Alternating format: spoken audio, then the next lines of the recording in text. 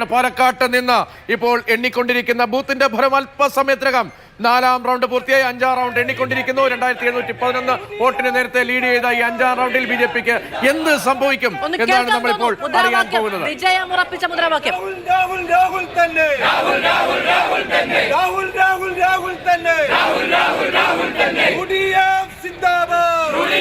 യുഡിഎഫിന്റെ ആഹ്ലാദ പ്രകടനമാണ്. നമ്മൾ ഇതൊക്കെ പറയുന്നതിനിടയ്ക്ക് മഹാരാഷ്ട്ര ശ്രദ്ധിക്കാതെ പോരുത്.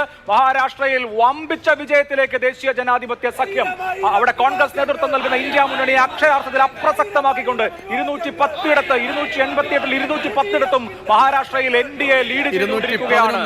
ജാർഖണ്ഡിലും എൻഡിഎ 41 ലീഡ് ചെയ്യുന്നു. ഇന്ത്യ മുന്നണി 38 ഇടങ്ങളിൽ മാത്രമാണുള്ളത്. മഹാരാഷ്ട്രയും ജാർഖണ്ഡും എക്സിറ്റ് പോൾ ഫലങ്ങൾ ശരിവെച്ചുകൊണ്ട് ബിജെപി വഴിക്കാണ്. ലോക്സഭാ തെരഞ്ഞെടുപ്പിലുണ്ടായ വലിയ തിരിച്ചടി ആദ്യം ഹരിയാനയിൽ നിന്നും ഇപ്പോൾ മഹാരാഷ്ട്രയിൽ നിന്നും ബിജെപി മറികടക്കുന്നു. ബിജെപി കൂടുതൽ ശക്തമാവുകയാണ് ദേശീയ തലത്തിൽ.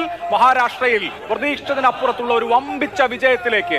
എക്സിറ്റ് പോളുകൾ ഇത്രയും വലിയ വിജയം പ്രതീക്ഷിച്ചിരുന്നില്ല, അല്ലെങ്കിൽ പ്രവചിച്ചിരുന്നില്ല. പ്രതീക്ഷിക്കും അപ്പുറത്തുള്ള ഒരു വമ്പിച്ച വിജയത്തിലേക്ക് മഹാരാഷ്ട്രയിൽ പോവുകയാണ്. നേരത്തെ മഹാരാഷ്ട്രയിൽ 70 സീറ്റുകൾ ഇന്ത്യ മുന്നണി നമ്മൾ പറഞ്ഞു തുടങ്ങിയപ്പോൾ ലീഡ് എടുത്തിരുന്നെങ്കിൽ ഇപ്പോൾ 68 കുറയുകയാണ്. പ്രിയങ്ക ഗാന്ധിയുടെ ലീഡ് മുന്നണി വളരുകയാണ്. കേൾക്കൂ, പ്രിയങ്ക ഗാന്ധിയുടെ ദേശീയതലത്തിൽ തന്നെ പറയാം, ദേശീയ വാർത്തകൾക്ക് പോലെ പ്രിയങ്ക ഗാന്ധിയുടെ ലീഡ് 85,000 കടന്നു. പ്രിയങ്ക ഗാന്ധിയുടെ ലീഡ് 85,533 85,533 വോട്ടുമായി ലീഡുമായി കുതിക്കുകയാണ്, ഭൂരിപക്ഷവുമായി കുതിക്കുകയാണ് പ്രിയങ്ക. കയറാനുള്ളതാണ്. 3 ലക്ഷം ഒക്കെ കടന്ന് 4 ലക്ഷം വരെ പോകേണ്ടതാണ്. അതുകൊണ്ട് 85,000 എന്നൊക്കെ പറയുന്ന ഒരു ചെറിയ കണക്കായി വോട്ടിംഗ് സമയമാണ് ഇനി അതിന്റെ ഏറ്റവും പ്രധാനപ്പെട്ട നിമിഷം.